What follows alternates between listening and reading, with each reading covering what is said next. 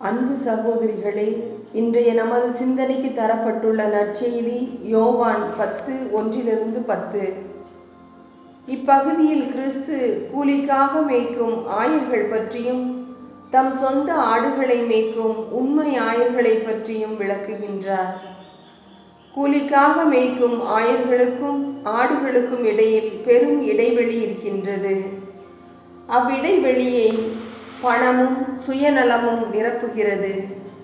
ஆனால் நல்ல ஆயனுக்கும் ஆடுகளுக்கும் இடையில் எந்த இடைவெளியும் கிடையாது.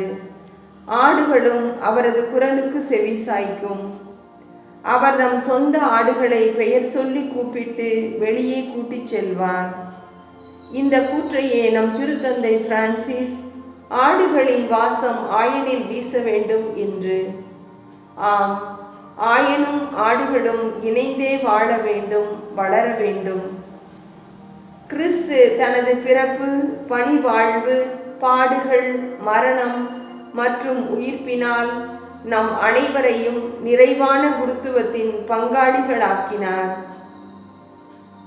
திருமுழுக்கு பெற்ற அனைவருமே ஆயர்களாகவும் ஆடுகளாகவும் செயல்படுகிறோம்.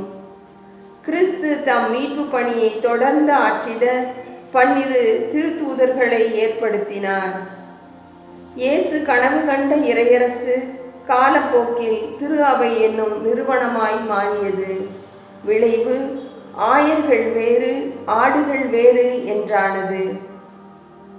ஆயர்கள் மேல்குடியினர் என்றும் ஆடுகள் கீழ்குடியினர் என்றும் பிரிக்கப்பட்டனர். இச்சீர்கேட்டை சரி செய்யவே நம் திருத்தந்தை நடைபெற இருக்கும் அகில உலக மாமன்றத்தை கூட்டி திரு அவையை மாற்றிட அரும்பாடுபடுகிறார். நாம் அனைவருமே நம் அழைத்தலுக்கேற்ப ஆயர்களாகவும் ஆடுகளாகவும் மாற வேண்டும். பணி குருத்துவத்தில் பங்கேற்கின்ற ஆயர்களும் குருக்களும் பணி பெற அன்று பணி புரியவே வந்தோம் என்பதை உணர்ந்து வாழ வேண்டும்.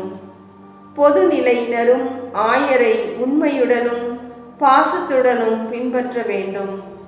பொது நிலையினரும் பெற்றோர் என்னும் பணியில் பிள்ளைகளின் ஆயர்களாக, ஆசிரியர்கள் மாணவர்களுக்கு ஆயர்களாக, முதியோர் இளையோருக்கு ஆயர்களாக, நல்ல நண்பர்களாக பணியாற்ற வேண்டும். இப்பணி வாழ்வில் நல்லாயனாம் இயேசு கிறிஸ்துவே நமக்கு மேல்வழி சட்டமாய் இருக்கட்டும். நமது நல்ல ஆயன் நம்மீது நம்பிக்கை வைத்துள்ளார். அவரது நம்பிக்கையை வாழ்வாக்குவோம்.